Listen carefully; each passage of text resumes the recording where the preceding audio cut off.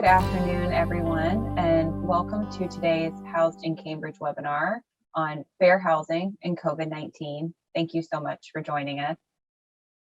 I'm Jennifer Matthews, the Executive Director of the Cambridge Human Rights Commission, and our presenter today is Carolina Almonte, the Attorney Investigator for the Human Rights Commission. Carolina will be presenting on fair housing, what we mean by fair housing and housing discrimination, and the resources that are available to you if you think you've experienced housing discrimination. Today's webinar is being recorded so that it can be shared on the City of Cambridge's website, but only the presenters are being recorded. So please know, as an attendee, you are not being recorded, and any questions you ask will not be recorded as part of the video today. We also have CART services for closed captioning and Spanish interpretation services available. If you would like to use the CART closed captioning, please hover at the bottom of the Zoom screen and you can click on CC, then show subtitles to turn on the captions. If you would like to access the Spanish version of today's webinar, please hover at the bottom of the panel again, and you should see a globe icon or with the language, with the wording interpretation. You can click on that and then select the Spanish interpretation. You can then mute the original audio in English, so you're hearing only the Spanish interpretation, and that service will be available throughout the presentation as well.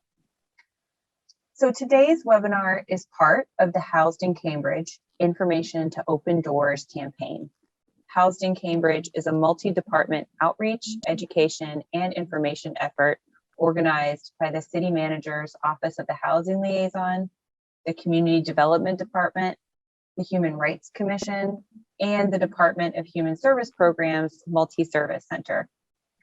The goal of Housed in Cambridge is to centralize as many housing resources that are available in the city and make it easier for residents to access that information and the assistance that they need, no matter what their housing related issue is.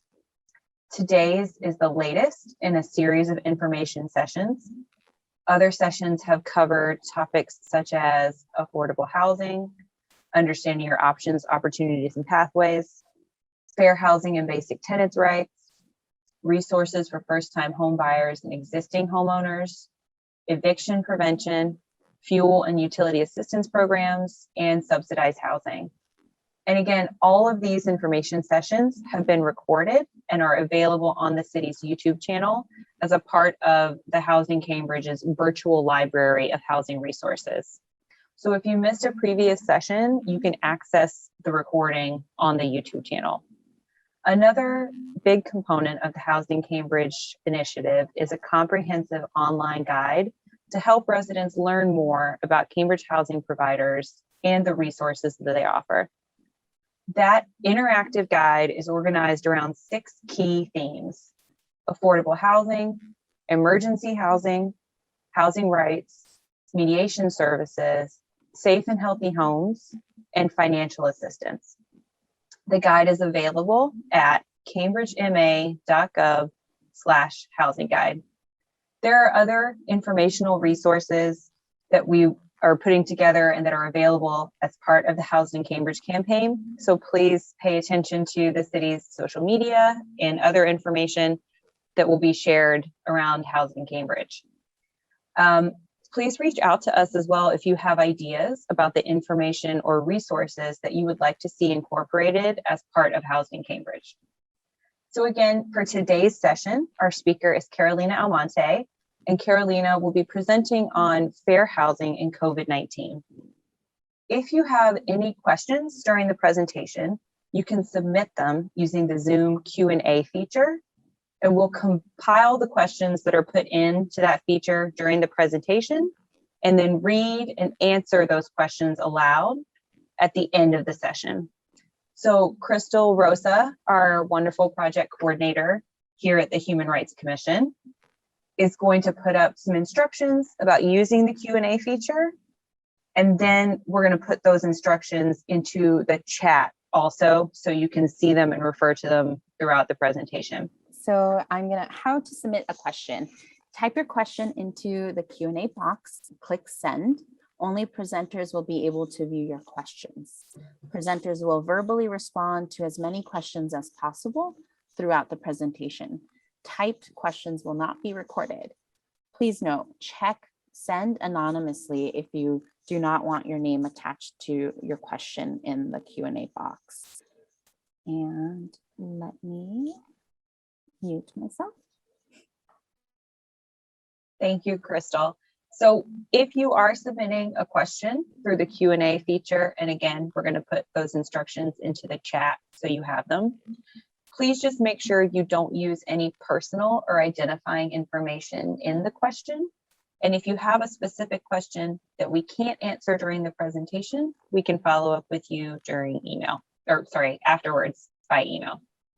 So again, thank you so much for joining us today. And I'm going to turn it over now to Carolina. My name is Carolina Almonte. I'm the attorney investigator for the Human Rights Commission. Thank you so much for being here. Just want to start off with a few important notes. This webinar will be approximately 1 hour in length. As Crystal stated, if you have any questions during the presentation, you can enter them in the chat box. I will try to get through as many as I can. And we will have a short break about the halfway point of this presentation for a little stretch break, but I encourage you to submit questions at any point. Also, please keep in mind that this presentation will provide a general overview of fair housing and certain types of housing discrimination. However, the Commission does not and cannot provide legal advice. So nothing in today's presentation should be considered legal advice. If you need to consult with a lawyer, the Commission can provide contact information for legal services or other referrals for you to consult an attorney. Along those lines, if you have any questions during our Q&A portions, please keep them general. Please do not share personal details or any other identifying information when asking a question.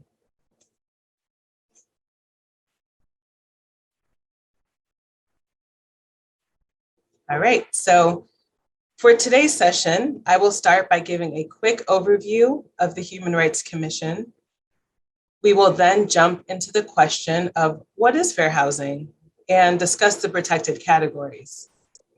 After that will be a discussion about various forms of housing discrimination, the different enforcement agencies, and I will finish up by discussing the end of the eviction moratoria and tenants' rights. We will be highlighting the impacts of COVID-19 throughout the presentation. So first, what do we do? The Cambridge Human Rights Commission, or CHRC, is a city law enforcement agency located at 51 Inman Street, second floor in Cambridge.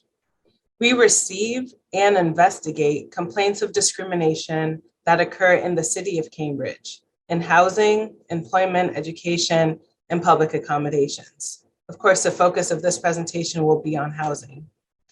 The Commission enforces 2 ordinances, the Cambridge Human Rights Ordinance and the Cambridge Fair Housing Ordinance. These ordinances prohibit discrimination based on protected categories, which we will discuss in more detail later on. So now we'll talk about what is fair housing. Generally, fair housing is the right to choose housing and live in housing free from unlawful discrimination. So there are federal, state, and local fair housing laws, which were put in place to protect historically disenfranchised people from discrimination in housing transactions. So that includes rentals, sales, lending, and insurance. And it covers elements designed to eliminate discrimination. Ultimately, the goal of fair housing is to ensure access for everyone. That's why agencies such as the Human Rights Commission work to give those a voice against discrimination.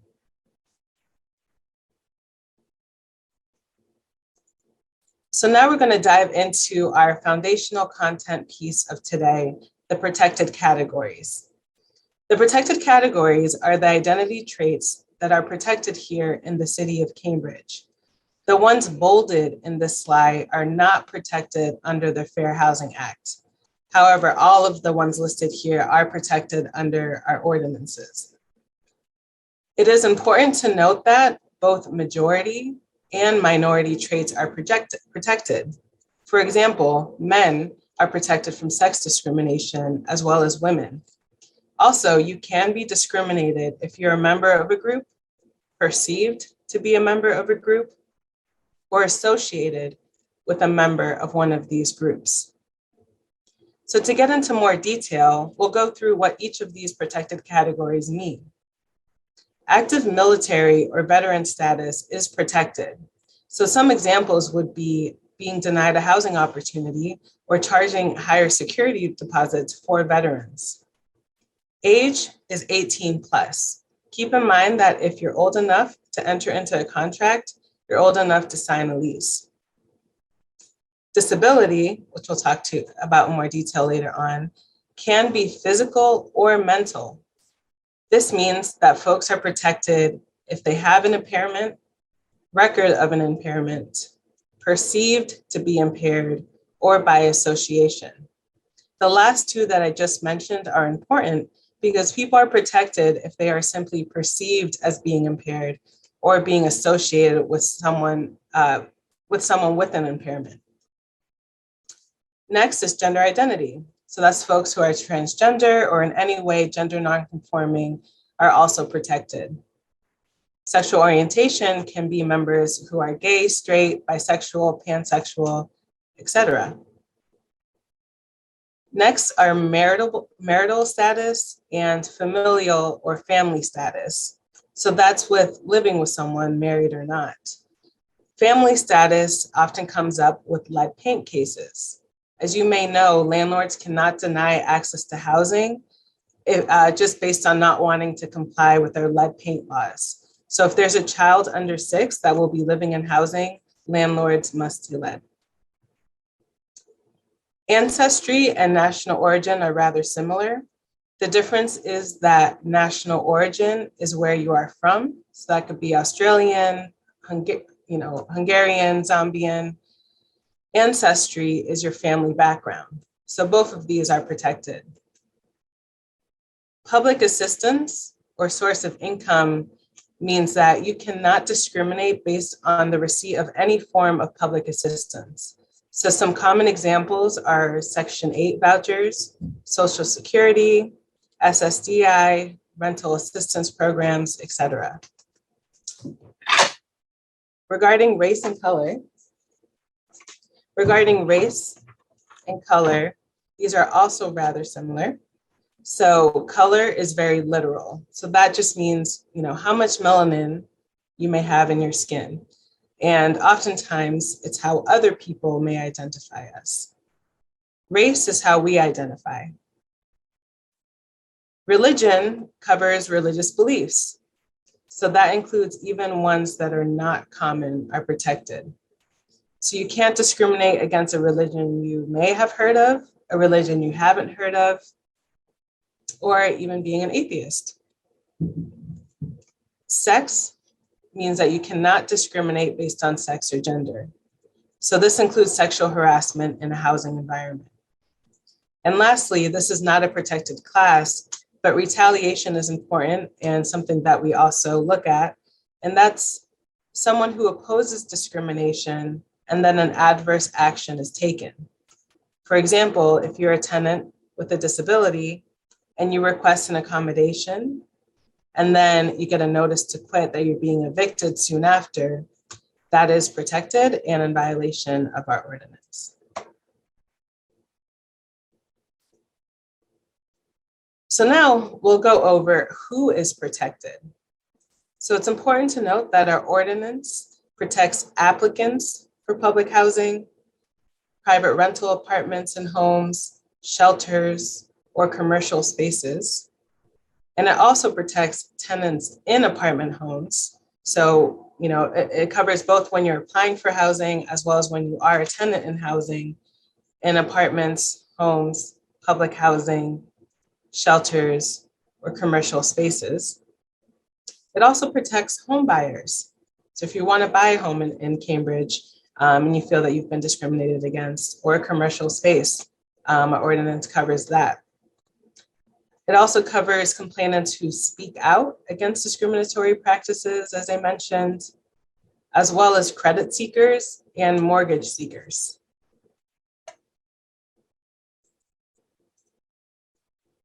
So it's important to go over the housing providers covered. So this means these are what our ordinance covers in terms of who may be liable. So that could be an owner of a property, landlords and their employees, real estate agents or agencies. It could be apartment managers, management companies.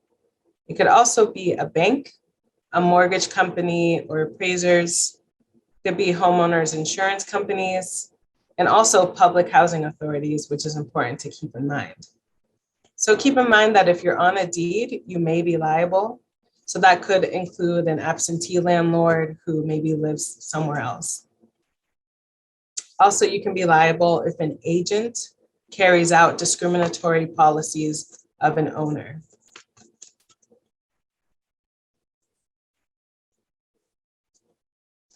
It's important to note that there is an exception for two-family owner-occupied homes. An exception means that our ordinance generally does not apply. The Miss Murphy exception provides that if a dwelling has 2 rental units and the owner lives in one of those units, that home is exempt from some portions of the Cambridge Municipal Code. Miss Murphy is just a hypothetical elderly widow who has converted a portion of her home into a rental apartment to supplement her income. However, this exception does not apply to rental advertising, such as Craigslist or any sort of advertising like that. So that means that the hypothetical Miss Murphy cannot run a discriminatory advertisement indicating, for example, that a certain religious group is not welcome to rent her apartment or room. Also, this exemption does not apply when a real estate agent is representing the property owner, as the law presumes that agents are professionally trained and aware that housing discrimination is against the law. Also, HUD, the Federal Fair Housing Agency, takes the position that the Civil Rights Act of 1966 makes it illegal to discriminate based on race. So as such, there is no exemption from the law when dealing with race.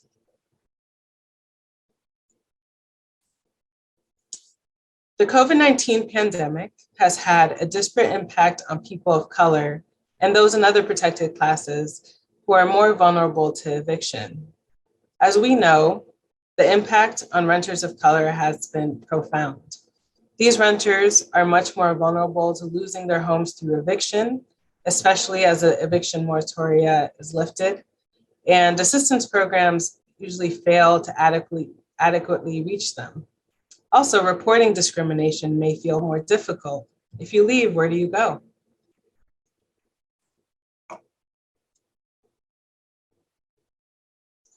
So now we're going to jump to the forms of housing discrimination that we see in the Commission.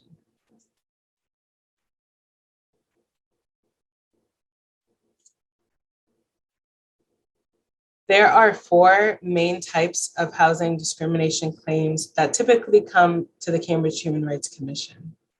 So the first that we often see is called disparate treatment, otherwise known as discriminatory intent.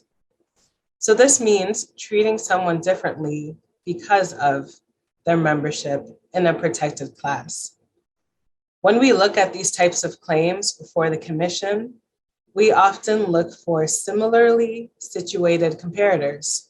For example, a landlord charging a person of one race higher rent than someone of another race. However, disparate impact, otherwise known as discriminatory effects, is a different way to look at a form of discrimination. So disparate impact is when a policy or procedure is facially neutral, but it ends up having a discriminatory effect. So one example could be requiring that applicants all have full-time employment. A policy like that may be neutral, but it would have a discriminatory effect on people with disabilities or maybe veterans as well. Another example could be a seemingly neutral policy of not leasing to applicants with a prior criminal conviction. So this could lead to disparate impact liability because of how that policy could adversely and disproportionately affect members of a protected class that generally may have more arrests and convictions. So under this type of liability, even if the housing provider did not intend to discriminate against a protected class, that housing provider could still be liable if the effect of the policy adversely affects a protected class. We also see many harassment claims. What harassment means is any conduct that is unwanted or offensive and related to a protected group. It can be sexual or non-sexual. An example of non-sexual harassment could be harassing a tenant because they have a disability or making or using racial slurs in a housing environment. Next are failure to accommodate, which we often see regarding disability complaints. So that's any change or adjustment made on behalf of a tenant, the housing environment, or the way things are usually done that would allow an individual with a disability to be awarded the same opportunities to reside in their given home comfortably, similar to tenants without disabilities. And then lastly, retaliation is something that we've discussed briefly, but that means that fair housing laws define retaliation as unlawful coercion, intimidation, threats, or interference with anyone who exercises or enjoys fair housing rights. So these laws also include protection against retaliation because a person aided or encouraged someone else to exercise or enjoy any fair housing right. So some examples of retaliation could be if a landlord issues a 20-day termination notice to a resident because she complained about a maintenance staff making sexually explicit comments to her. Another example could be that an assistant manager who rarely issues 10-day notices for noise begins issuing them to a resident who has complained about a neighbor making racial comments. So those could be examples of retaliation.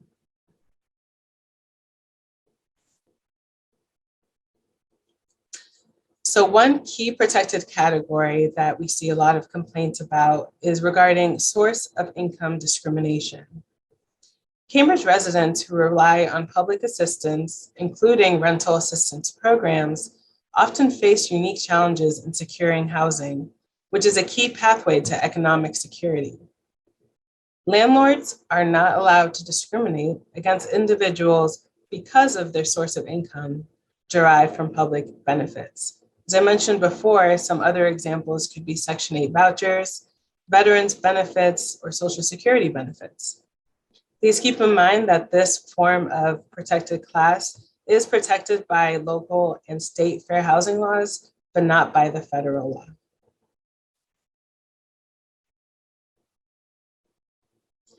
So now looking at a common question we get asked is, can a housing provider treat voucher holders differently from other tenants? And the answer to that is no.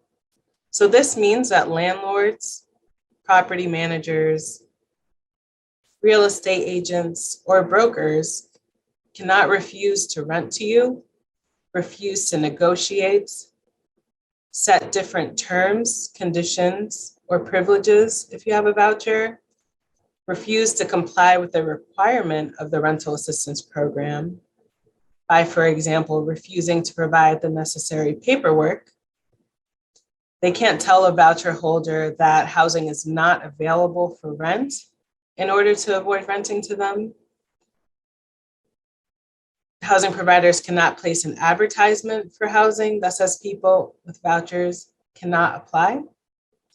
or they cannot use qualification criteria or procedures that would exclude voucher holders.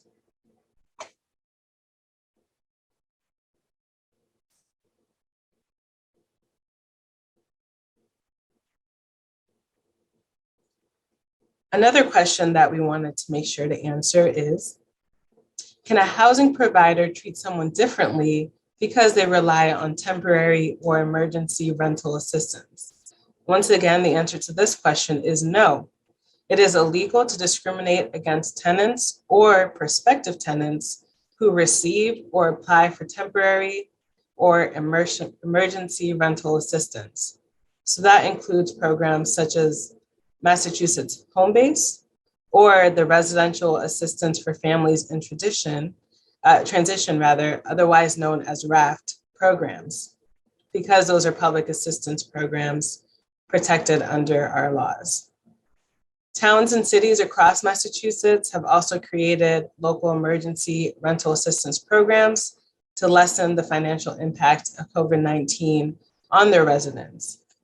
So therefore, these programs, like RAFT, are protected under Massachusetts law, and a housing provider's refusal to accept rental assistance from these programs or otherwise adhere to the program requirements may violate Massachusetts law. So I know that was a lot of information to start with. So I believe next we'll take a quick break. Please keep in mind to utilize the chat function if you have any questions, and we will get to them as soon as we can. So now we'll move forward with the second half of this webinar and talk about disability discrimination. So this is one of the most common discrimination claims that we see at the Commission. So we'll go into more detail next. So first, we just want everyone to keep in mind that someone who has had or currently has COVID could qualify as a person with disabilities. Also, people with certain disabilities may be more vulnerable to COVID-19. So let's start by getting on the same page about the definition of disability. A disability is a physical or mental impairment which substantially limits one or more major life activities. So based on this definition, a broken arm that heals normally is not considered a disability. Also, they must have a record of such impairment, or they are perceived as having an impairment. A perceived disability does not give rise to an accommodation requirement, but it can be the basis for a discrimination claim. Lastly, remember that disabilities do not need to be visible. So when determining if a disability is a substantial limitation, we look at the nature and severity, the duration or expected duration, and we look at the permanent or long-term impact or expected impact. On this slide, you could see some examples of major life activities. So some of these examples could be caring for oneself, walking, seeing, hearing, speaking, breathing, sitting, standing, concentrating, or even interacting with others. There's more that could have been added to this list, but this gives you an idea of what a major life activity could be. We also wanted to point out that there are some exclusions that apply when regarding who counts as an individual with a disability. So the law does not necessarily cover individuals with substance use disorders who are actively using substances. However, recovering addicts could be considered people with disabilities. Also, personality traits such as irritability, unless that is disability related. And lastly, uncomplicated pregnancy. It would be protected under sex discrimination potentially, but uncomplicated pregnancy is not considered a disability.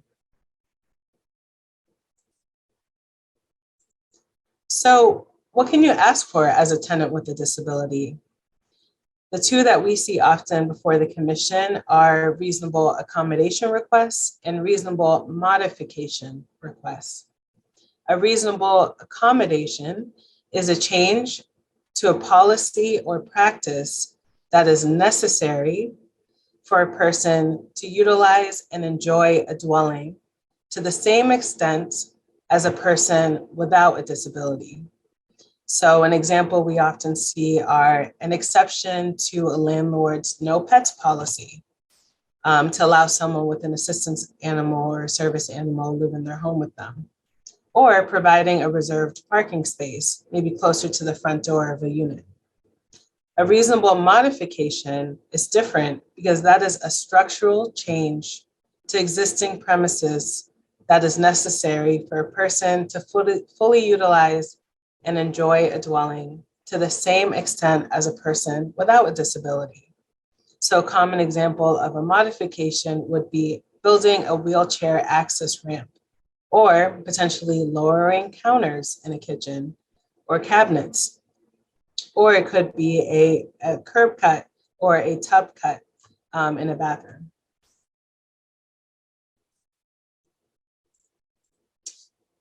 Another accommodation example, just to go in a little bit more detail, are regarding service and assistance animals.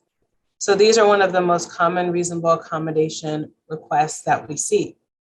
Service animals are typically a well-trained dog or miniature horse that does work or performs a disability-related task for a person with a disability. So an example would be a guide dog.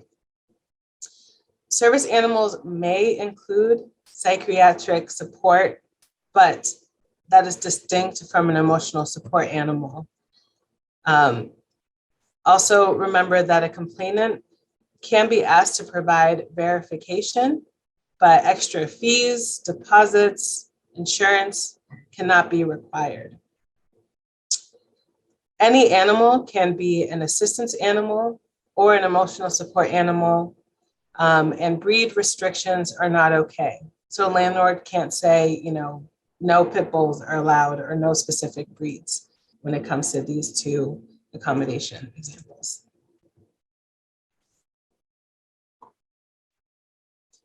So once a housing provider is on notice of a need for an accommodation, they should initiate an informal interactive process with the tenant. The process should identify potential reasonable accommodations to address the tenant's particular limitations. As I mentioned before, a request for a doctor's note is appropriate. Keep in mind that it can be any medical provider, including therapists or social workers. And generally, the reasonable accommodation just has to work. Not all the bells and whistles are required. And keep in mind that a request does not need to be in writing. It could be verbal as well.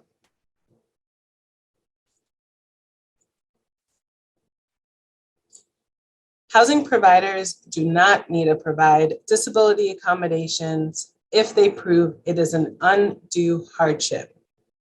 An undue hardship is defined as an action requiring significant difficulty or expense when considered in light of a number of factors. So these factors could include the nature and costs of the accommodation in relation to the size, the type of operation, the composition and structure of the buildings, the nature and cost of what's needed, alteration to the fundamental nature of the program, or it could be an administrative burden. Another example, exemption rather, to the fair housing laws is known as the direct threat exemption.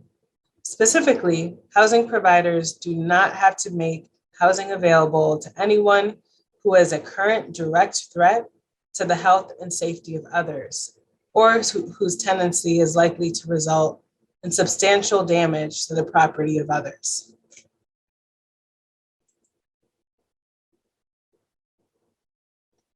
So now we're going to jump to another form of common discrimination claims that we see at the Human Rights Commission, which is harassment. Harassment is any conduct that is unwanted or offensive and related to a protected group. It can be sexual or non-sexual. And there are two types of harassment: discriminatory harassment and sexual harassment. However, before we discuss those further, we want to acknowledge that stereotypes about COVID-19 have fueled discrimination against Asian Americans. Keep in mind that it is illegal to harass, terminate a lease, refuse to rent, or retaliate against anyone based on race, color, or national origin. Your landlord has a duty to mitigate if another tenant is harassing you. So when someone makes a discriminatory harassment claim at the Human Rights Commission, we generally look for three things.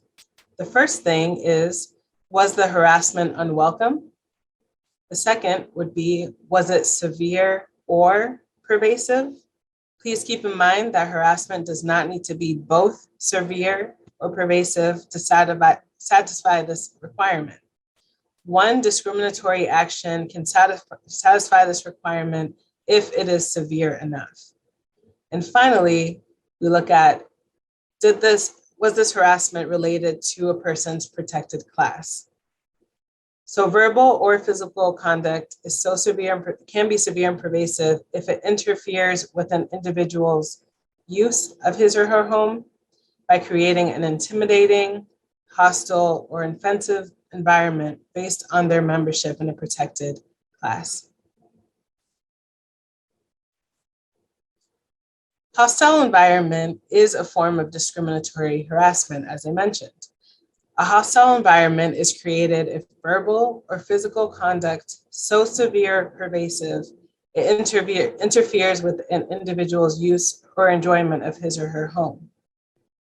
Harassing conduct includes coercing a person to deny or limit their benefits in connection with the sale or rental of a dwelling, or in connection with a residential real estate related transaction because of a protected class. So an example could be a staff person telling a negative joke about an Asian person in front of their manager who does nothing about it. Harassing conduct could also be threatening, intimidating, or interfering with someone's enjoyment of a dwelling because of their protected class or that of their visitors or associates. So an example of that could be a landlord warns a resident that he will be evicted if he continues to have visitors who are Black.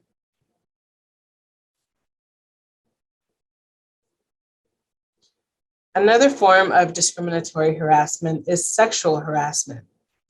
Sexual harassment in housing is a form of sex discrimination, and there are two main types of sexual harassment. The first is called quid pro quo.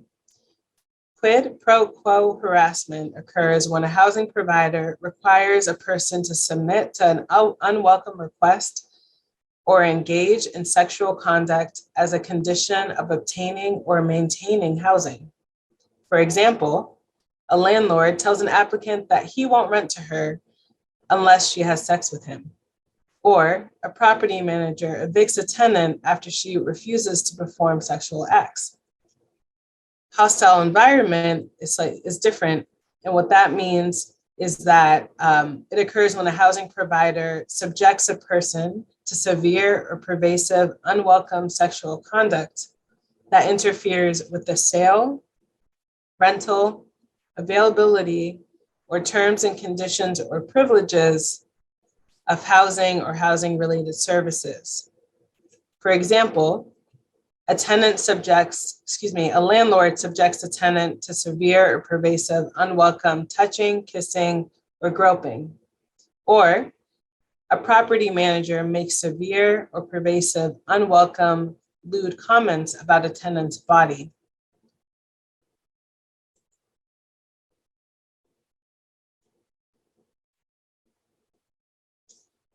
Regardless of the type of harassment, your landlord is required to take prompt, effective action. So what that looks like is they should meet with you immediately There should be a swift, neutral, well-documented investigation. Conduct should stop, should implement and document appropriate actions, and ensure no retaliation.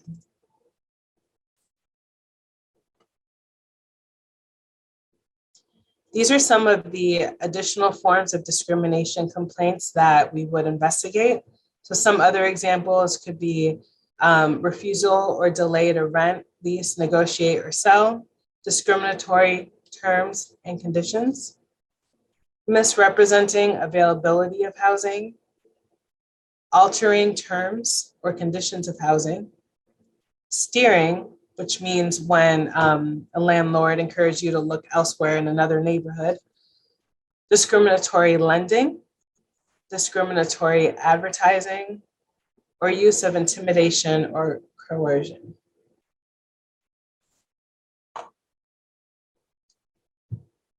So I mentioned that you could be on the hook if you see discrimination occurring in housing and fail to act regarding landlords.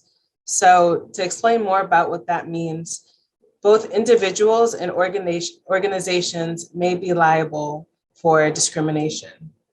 So individuals cannot aid, abet, incite, compel, or coerce, intimidate, threaten, or interfere. And organizations such as realty companies, property management companies, public housing authorities, and other housing providers may be held liable for participation in discrimination. Regarding damages or potential outcomes for discrimination complaints, some examples could be emotional distress damages, out-of-pocket expenses, affirmative relief, attorney's fees, and public interest provisions, which are anti-discrimination training or revision of policies, things of that nature.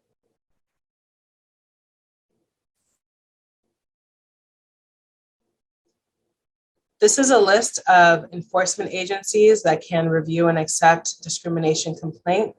So HUD, or the US Department of Housing and Urban Development, enforces the federal law, and they have a 1-year statute of limitations. The Massachusetts Commission Against Discrimination is similar to us, except they can cover the whole state of Massachusetts and they enforce state law. And they have a 300-day statute of limitations. And us, the Human Rights Commission, as I mentioned, we do enforce the Cambridge ordinances or our local law, as well as the federal fair housing law, since we're substantially equivalent. And our statute of limitations is about 180 days, or roughly 6 months.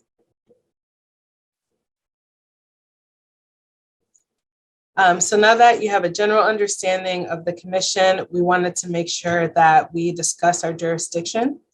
So what jurisdiction means is it is the authority granted by our ordinance to the commission to investigate and rule on legal matters according to the subject matter of the case and the geographical region in which the issue took place. So at the commission.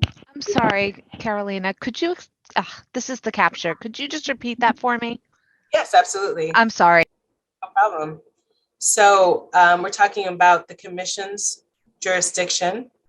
So jurisdiction is the authority granted by our ordinance to the commission to investigate and rule on legal matters according to the subject matter of the case and the geographical region in which the issue took place. So at the Human Rights Commission, we can accept cases if the discrimination occurred in the city of Cambridge. So what this means is that a complainant or a person who wishes to file a complaint can live outside of the city of Cambridge, but the respondent business, institution, housing provider, or individual alleged to have discriminated must reside in the city of Cambridge. That alleged discrimination also must have occurred within the past 180 days. There is an exception if the conduct first occurred longer than 180 days ago, but it is ongoing. But generally, we can only look at cases that occurred in the past 180 days. Lastly, the alleged discrimination must have been based on the complainant's membership in a protected class.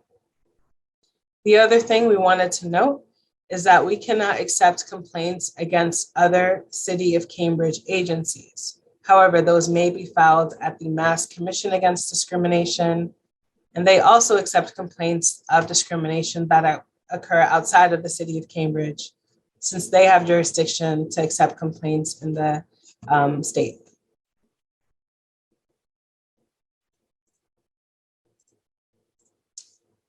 So as I said, our role is to investigate complaints of discrimination in housing, employment, and public accommodations.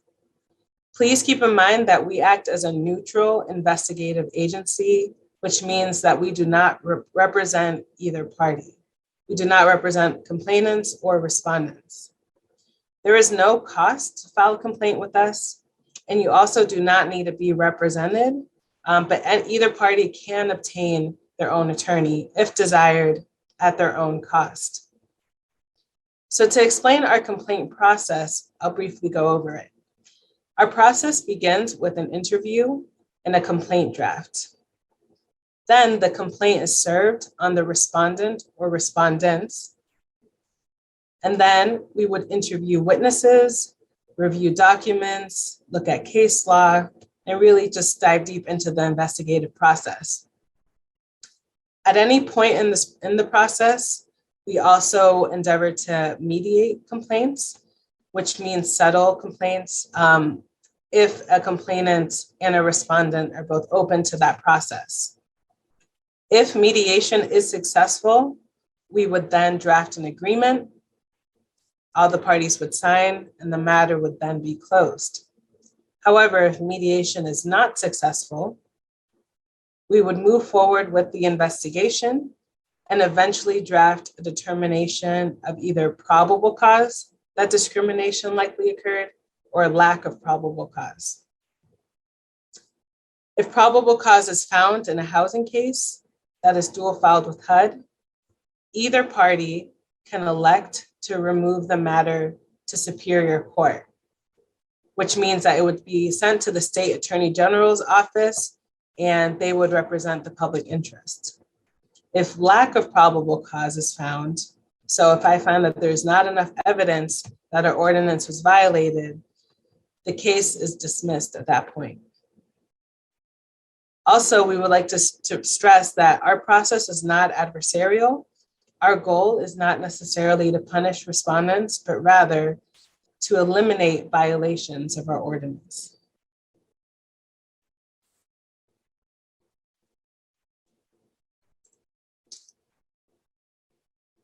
Federal, state, and local eviction moratoria established in response to the COVID-19 pandemic have ended. But we want to make sure that you are aware that tenants still have rights and protections. The eviction process includes multiple steps. There's a notice to quit, court complaint, filing an answer, a right to transfer, a court date, appeal, and notice of levy.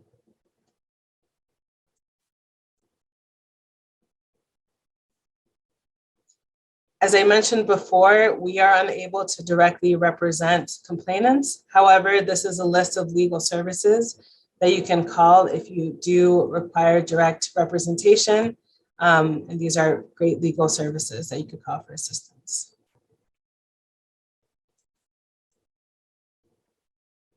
Also, remember that tenants cannot be locked out or have their utilities shut off by the landlord. If this happens, please seek legal assistance immediately or call the police. There is currently no right to counsel for eviction cases like there is in criminal court. However, because most management companies have attorneys, whenever possible, please seek legal assistance. Each individual eviction case is different, so seek legal assistance whenever possible. If the tenant or someone they know has caused damage to the property, are responsible for a health and safety concern, or have conducted criminal activity on the property, the eviction process could move more quickly than in other situations. For additional information on tenants' rights and resources, I would encourage you to visit the cambridgemass.gov/tenants rights for more information. Also, we do have a recording of the Housed in Cambridge Eviction Prevention webinar on our YouTube, so please visit both of those for more information regarding tenants' rights.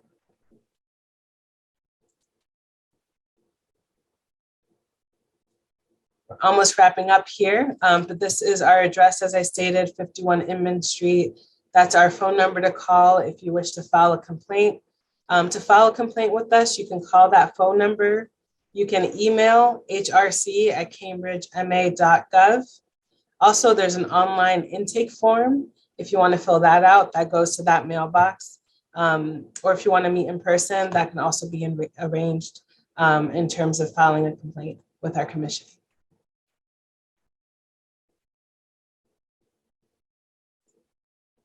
And this is a list of some other web resources.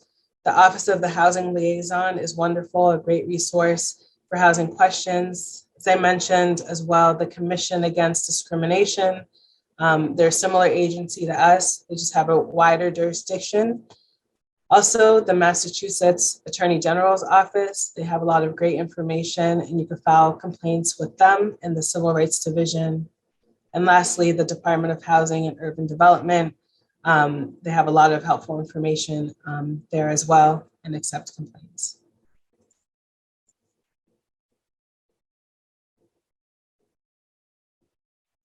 And that's the end of our presentation. Thank you all so much for attending. I think we could answer some questions now, if any were submitted.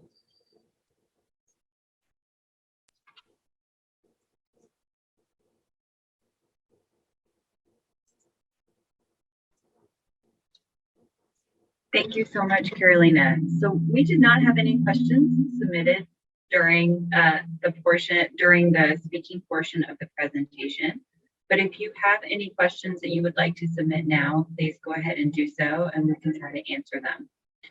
I also just wanted to mention that this again is a presentation under the umbrella of the Housed in Cambridge initiative here in the city, and there will be additional panels, discussions, and information sessions, which you can find out additional information about on the city's website.